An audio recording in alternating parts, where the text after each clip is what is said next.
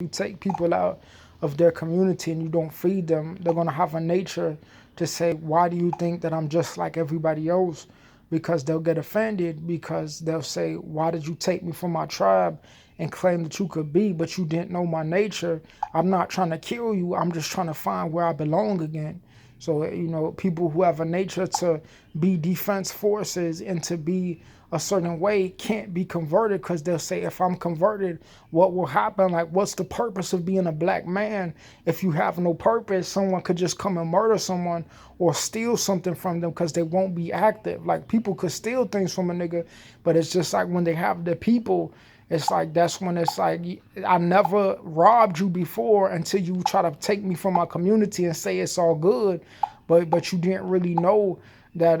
that I wanted to get my Dreamcast, but it didn't really fit me. So that was already shut down, because people will say, oh, the Dreamcast was good, and people could like buy it and sell it, and it could become worth a lot of money, and people could like do marketing on all the things in America, because white people will try to release things that have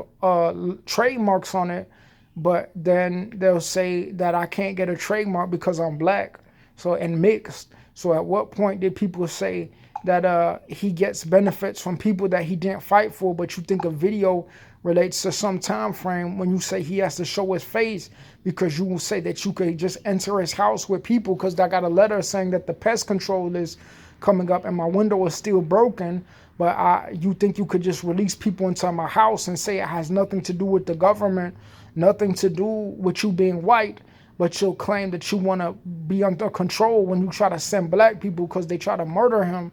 at a certain time, when you say he can't get part of the courtroom because you could just send murderers into his house because he lives in subsidized housing, and you think it's funny, but you think he has to get locked up in the courtroom because you want to act like a pussy and snitch on people and tell people that they're afraid of you because you could have a gun and hide in secret, and tell people that you want a lawsuit because you never existed.